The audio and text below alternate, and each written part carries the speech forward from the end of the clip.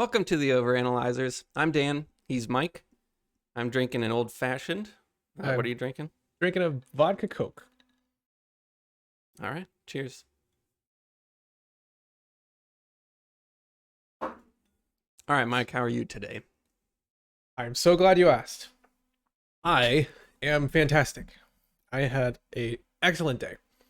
I woke up at a reasonable, normal human person time. I organized the basement, which is not a thing that I usually do. I biked down to the river and swam the river with Sam. I had a fantastic lifting session. I set a personal best for pull-ups today in a single set, which I'm thrilled to death about. I started organizing my eating plan a little bit and doing some food prep, and just in general, I feel on fire today. You sound like you're on fire. Okay. Yeah, and I don't say that to brag. I mean, I do, but I say that because last week was the absolute polar opposite. I felt like an absolute human-shaped pile of garbage, and that was kind of midway through a 2-week I won't call it depression because I don't think I was exactly depressed, but I was having a really hard time doing anything. I just felt broken in every sense. So this sounds bad to segue into this, but 2 weeks ago I got married, which was itself wonderful. I am thrilled to death to be finally married to my now wife, Sam. It was great. The wedding, it was tiny, but it went really well. We had a lot of family in town, or some family in town, and all that went well. So like the wedding itself was great. But everything outside of the wedding, the days leading up to it, and then at least a week afterwards, like I said, I felt awful, just awful. I began failing, I'm gonna say, at all different areas of my life. I had a day of work a couple days before like the wedding stuff was getting started and everything, where I was dealing with some problem. I don't even really remember what it was. And to be fair to me, it was a frustrating problem. But I hit a level of frustration that was like 11 of 10. Like it was just worse than I think I can remember ever experiencing. And the thing with hard problems is that you deal with those all the time in software development. Like it's not that unusual. But I started writing up I quit my job and I hate you guys and I'm never doing this again message. Like that's kind of where I was at. And I don't even mean that I opened up a text document and like started writing it out and then delete it. Like, oh, okay, that was therapeutic. I mean, I'm like typing it in Slack. Like if I were to accidentally hit enter, everything's over. I mean, I was having a rough time. And so like later that day or the next day or whatever, I was like, okay, I obviously can't work right now. I'm just having a meltdown or on the border of a meltdown. Like I'm going to play some Starcraft. That's, a hobby that I'm working on and whatever. And so I played for many hours, and I think I played around 20 games or so, and I lost all but like 1 or 2 of them. And that was the worst losing streak. I thought it was the worst losing streak I've ever been on, or the worst losing streak of my life, but it turned out to be the worst losing streak of my life so far, because the next week I did it again and did even worse. Like I've started playing piano recently. That started going terribly. I just felt like I couldn't play anymore. I went out with friends that I like, and was expecting to have a good time, and I just didn't. I felt irritable and like wanted to leave the whole time. Everything, in every sense, just felt terrible. Although, again, the wedding was great. Um, so, I want to talk about that, and I think you had hopefully not as bad of an experience, but you were here, you came, which again I'm super grateful for, and thanks for flying in. But you had a bit of a rough time after like making the trip and everything.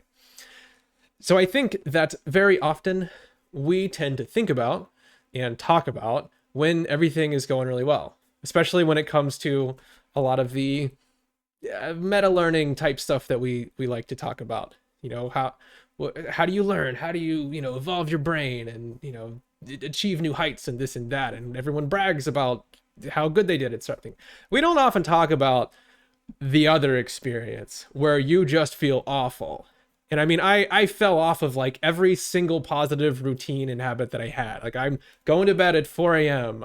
We're doing this pull-up challenge, right? And I almost completely fell off of that. I'm like hanging on by a thread, did a couple sets in like 2 weeks, and the whole thing was my idea, which was terrible. Like just everything is falling apart in terms of my positive lifestyle habits and routines and everything. So first question for today is, what do you do with that kind of thing? How do you deal with those episodes of the dumpster fire? Well, Yeah, tell me your side, because you also had kind of an experience. okay. Well, I didn't get married 2 weeks ago, but I did fly to your wedding in Portland. So a very long flight. And I did not have the same horrible experience you did, but it definitely set me back. So I flew over there. I was there for 3 days or something. Yeah. I flew back Well, immediately. you were unfortunately, because of circumstances, forced to sleep on our couch, which is for like an 800 square foot house. So you basically, like, your room was the living room full of people, and you had absolutely zero privacy or anything Right. for the entire time, which I felt very bad about. Yeah, and you're 4 hours ahead, right? So 3. there's definitely some, okay, 3 hours ahead. So there's some jet lag getting there. And before you even get accustomed to it, you fly right back and then deal with it again. So it was interesting. So yeah, didn't sleep much, but I had a good time. It was fun. But I knew coming back home that it would be pretty rough to get back into things. So I think I was a little more forgiving when it came to kind of getting back on track. But when I got off the flight, I come home, drive home, and then that night I have to work. It's a Saturday, and I had to work on Saturday because it was like the biggest load that we've had in years. So I work that Saturday night. I work almost 12 hours the next Sunday. Holy crap. So the next day, and then I have to work overtime, so almost 12 hours again on Monday, and then it's just like that through the whole week. So I'm flying, and then I'm just working and working and working. So I didn't have a lot of time to just relax.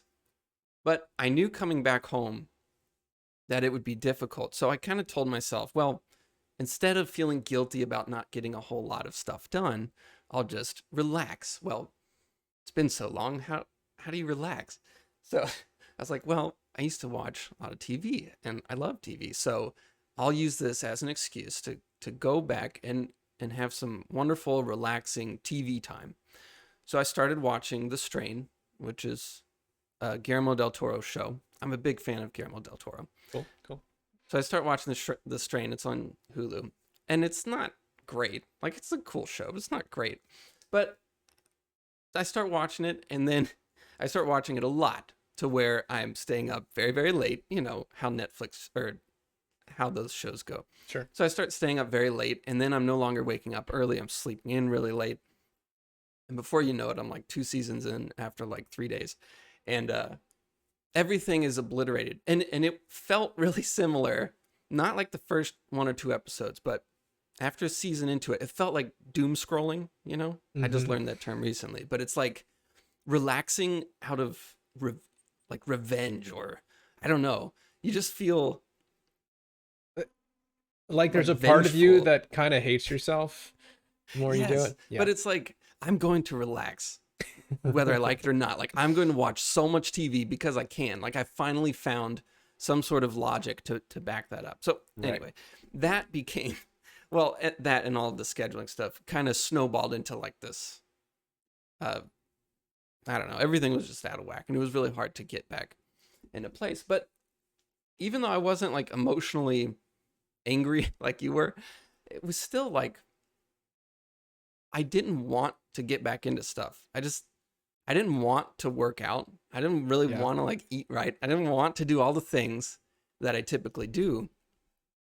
And so that's the thing that I kept thinking about, is like, why is it that I feel no obligation to do the stuff that I really care about? Or like I just don't want to do it. Whereas, a week ago or a week and a half ago, this was like my whole life. Hmm. So the way I was kind of thinking about it is like, you're sort of like a spider. All right. And Okay, here we go. all right, you build this web out of your reasoning to do things. So say like, I don't know, at some point in your life, you get overweight and not healthy anymore. So you decide, okay, well, I'm going to work out and I'm going to eat right. All right. So that's one strand of the web. That's a reason and Hmm. whatever. And so you build this huge structure, your routine, your schedule, your everything around all of these reasons. Uh, I really like art. So, one day I got really into art. So I decided I want to be an artist. So I plan out this route to become an artist or musician or whatever. So I have this whole web, and some things are just real simple, like waking up early. I wake up early for a reason. When you go on a vacation or you go out of your environment, or I don't know, some kind of event happens where things are just different. Yeah. When you return to your normal environment or you return to your web, because you weren't there to sort of mend things as they fall apart, the whole thing's just kind of blown in the wind, you Hmm. know? And to expect it uh to benefit you in the same way that it did before doesn't make any sense. Or to expect it to act in the same ways that it did before, just it doesn't work because it's all sort of fallen apart. So what I tried to do is, instead of like forcing things like you did with Starcraft, like, Yeah. oh, I know I'm into this, I'm supposed to be doing this, so I'll just do it until I, burn it to the ground, and you're trying to do all of these things that you're supposed to do or you used to do, but you no longer feel the reasons for them. It's like you've forgotten them. You've been gone for so long out of that headspace that you don't remember why you play Starcraft, or you don't remember why you enjoy it, or you don't even remember how to hang out with people, apparently. But like there's Yeah. all these little things. Like for me, it was like, I don't want to work out right now. Like I'm exhausted, so Hmm. I'm not going to work out, or I'm not going to eat right. And I'm forgetting all of these reasons that I used to have like 2 weeks ago of, oh yeah, not working out leads to feeling awful. Eating bad Hmm. feels awful. Oh yeah, this is the reason why I don't binge watch TV, because I can't stop myself and it obliterates all plans that I ever had. So I have forgotten all of those reasons. Now this doesn't always happen when you go away for a few days and come back, but so what I tried to do, and I want to know how you got back into everything. But what I tried to do is just sort of go back in the building at like entry level, or walk in the front door. Hmm. So with all the art stuff, instead of jumping straight back into what I've always done or picking up right where I left off, it was, why do I do art in the first place? Uh, so I'm looking through art books and trying to get inspired again. It doesn't take long before I'm really excited to do it again. Hmm. And I start planning out new stuff to do, and it's really exciting. And same thing with working out. I'm like, well, maybe I could do something new or try some different stuff out.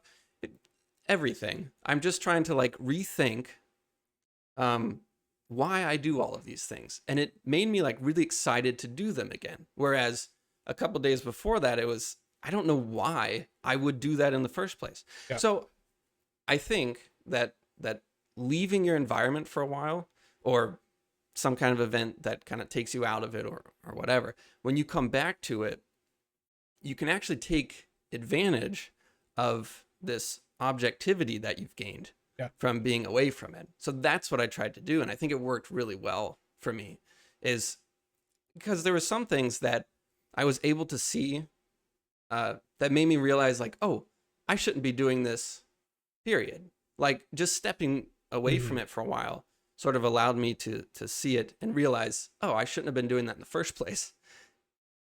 and so I can get rid of it. So I kind of used it as like a way to reevaluate all the things that I do. Not that everyone is going to need to reevaluate their entire lives every time they take a plane trip, but for me, it was, Yeah. that's what I tried to do. Okay, so I have a few. I As weird as it is, I really like your spiderweb metaphor. I have a couple things here. So first, it sounds like your routine was pretty shattered, and you said you're kind of coming back home to this, dusty cobweb, and like all the things that you've established are gone.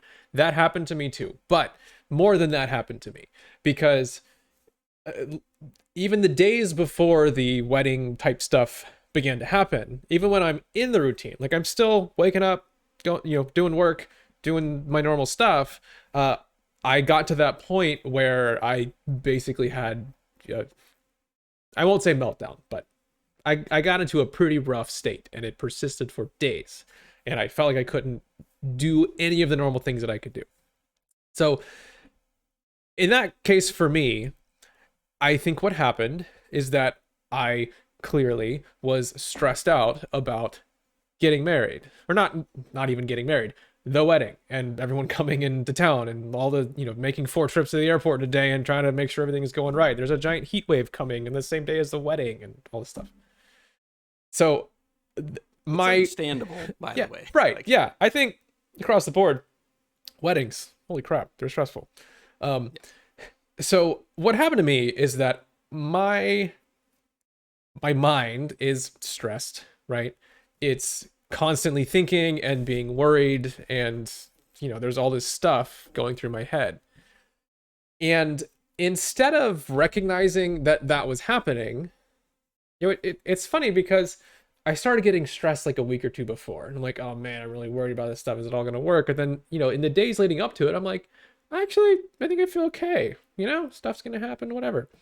I actually felt okay, but I wasn't. I was freaking out somewhere deep inside my head. And instead of recognizing that my brain is very stressed right now, and the proper response to having your mind very stressed is to try and calm it down, I instead chose to push myself into these different areas where, there's this really tough problem at work. I'm going to try to solve it. Today's the day I'm going to get through this. And that led to me being one keystroke away from leaving my job. Like, I thought, okay, well, I can't do that, but I got to work on Starcraft because I'm still trying to get into Grandmaster there. So I grind my way at that, and it becomes a disaster. And I think I was doing exactly the opposite of what should have been done, which is it's almost like a sports injury or something. If you're running and you start to develop shin splints, or you start to notice that, like, oh, something is wrong, you don't run harder. You have to stop and like try and let that calm down. And if your body's inflamed, you need to let that reaction take its course and diminish and return to normal before you ever try pushing your body again. I think your mind is somewhat similar in that I did not understand that my mind is extremely active or overactive, and I should have brought that down. Instead, I just added to it. And what ended up happening was, even after it all ended and everyone went home and things went back to normal, I'm like, okay, I'm going back to work. I got, there's no stressful event coming up anymore. I'm married now. I'm happy about that. Like, everything's good. I still was broken for like a week and a half. My motivation was 0 on the floor for everything. My sleep schedule was fried, all that stuff. Like I said, total disaster. And I think that, I think first of all, I like I said, I see it kind of almost as like an injury to my mind, in the sense that I've pushed myself so hard that I can't recover. And I'm just like, I felt like a moron, and I felt angry all the time and just completely fried.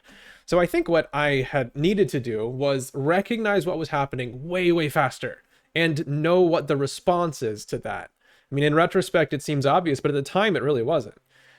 So there's a couple things that I think need to happen in those situations. But number one, by far, is to see it happening very quickly and respond by trying to lower the amount of stress on your mind. Like sitting down and trying to solve this difficult problem was the worst thing I could have done. And sitting down grinding through 20 games of StarCraft, also worst thing I could have done.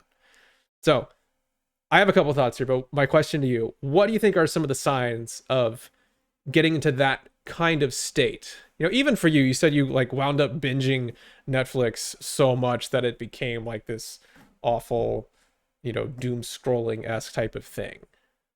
Well, to me, the red flags that you're in like the bad state is the loss of, I hate using the term motivation, but you lose any motivation towards any of the things that you used to love doing or that you should. So you sort of lose that. But also I think what happens is that big events are stressful. I mean, for your brain, for like physically, they're stressful and they make you exhausted. And so when you come back from that, even if you're not dealing with jet lag or anything, you're still just trying to readjust. And I was thinking of like, I used to have a fish tank. I used to have a lot of fish a long time ago, but every time you get a new fish, you have to put it in the tank and let it acclimate to the new water. Because if you just drop them in there, they can just die from stress. Okay. Yeah. And it's same thing. Like every time you brought home a new pet as a kid, you know, mom's like, you know, let's not stress it out, you know, whatever. And as a kid, I'm like, just get over it. Like, have fun with me. But it's a real thing on living things, is that a change in environment, a change in routine is actually stressful and can cause like real bad effects. Yeah. So to me, that exhaustion, you should not discard that or expect yourself to just get right back on track, because that only leads to more guilt about it. So it's like you'll feel exhausted, but you know you should be doing stuff. So you feel guilty about it. So you can't relax. So you can't get over the exhaustion. And it's just like these two things fighting each other. So I think those are two red flags. Is the guilt of feeling like you're not doing anything, I think, is caused by your exhaustion because you don't want to do anything. I wanted to bring up guilt. And I think it's even worth having a bigger conversation about down the road. But so my dog, Guster, he we took him to a party once, like at a friend's house in their yard, and they have dogs and there's a lot of people around, and so he was just super excited, right, out of his mind, having a grand old time and all of that. And he like goes through this peak of being very stimulated and excited to where he kind of, you know, peaks, and then he's tired. And so he went into their garage and found a blanket that was like on a shelf or something, and he like pulled it off the shelf and dragged it into a corner and put himself to bed, and he just went to sleep in their garage on this blanket that he found. And Guster doesn't, I mean, dogs may experience guilt, right? But not in the same sense that humans do. They live pretty in the moment for the most part. And so when he starts to feel like, oh, I'm sort of worn out, he puts himself to sleep, and he just slept it off, even at someone else's house. That's what human beings should do, but often enough it isn't, where we get into this cycle or this mode of thinking of, like, for me, I'm working and I'm like losing it, and I'm angry at myself and at everything for not being able to solve this problem. And instead of thinking, oh, I'm fried, I need to literally put myself to bed or at least go do something else, I'm like, what's wrong with me? I thought I was smarter than this. You know, I identify as like a good developer, and I can't even solve this problem, and this is all so frustrating and whatever. Like, I just sat there, and instead of thinking the obvious thing of, I need to calm down, I need to rest my mind for a long time, potentially, I start feeling guilt instead. I think guilt replaces the right response in a lot of cases, where we're thinking, what's wrong with me? Why can't I do this? Why? Like we start accusing Right. ourselves of all these things. So what do you think you should do? Well, Well, besides taking a break, because, well, this is kind of a sort of a side note, but the thing I tried to take a break with ended up destroying me. Like, that was yeah, possibly the biggest uh, problem that I brought in. Is just, like, I wanted to relax, but it ended up being that my way of relaxing just sort of right. became a huge part of the problem. I think that there's two things going on. One is if your mind is getting into that state, or it's been in that state where it's extremely overstimulated, I think the best thing to do is something like that. Maybe not necessarily binging a TV show, but I think your brain needs to be at a much lower level of stimulation for a while. It needs to be rested, essentially. It probably, like, the most ideal thing to do ever would be to, like, sit down in a quiet room and meditate for 2 hours or something. Like, that's probably the lowest, calmest state of your brain. I cannot do that. I would love to get better at meditating, and that's something I'm trying to work on, but that is not, I can't do that. What'll happen to me if I sit down and do nothing for a long time is that my brain actually fires up and starts thinking or worrying or doing all kinds of things, and it's not relaxing. So the thing that I found to be really productive, or helpful in that sense, is reading a fiction book, something that is engaging and interesting, but also it's linear and it's calm, and I'm not context switching all the time. Getting onto the internet and scrolling through feeds and having this churn of novelty and stimulation is the opposite of what I want. Just something calming that my mind can kind of rest on. That, to me, I think is the best thing you could do. Playing a video game, but not a game like freaking Starcraft, like something like fun and relaxing and interesting that, like, occupies your mind at this much lower stimulation level. I think that's the way to deal with that sort of thing. The other part of it is, like you said, you kind of got into a rut where your routine is fried and you're not, like, dealing with the spider web. I I think what I needed to do much sooner was to start kind of methodically and carefully reassembling the web of, okay, I'm going to try to get to bed at a good time, and I'm going to try to make sure I'm calmed down and, like, able to get to sleep at a reasonable hour. And That I'm was going to do an easy workout today and, like, just kind of feel out the workout part of it. that was really it. It was so simple. I mean, Yeah. possibly just enough time had passed that I was able to do this, but I finally, like, realized that binging TV, though wonderful, is also horrible, and I just can't do it. Right. So I had to let go, which was very difficult. I had to let go of that, and I just, tried to go to bed on time. I mean, like, really simple stuff. Yeah. Went to bed on time. I woke up a little earlier, and then I'm slowly getting back into the routine. It starts to feel like a breath of fresh air. Yeah.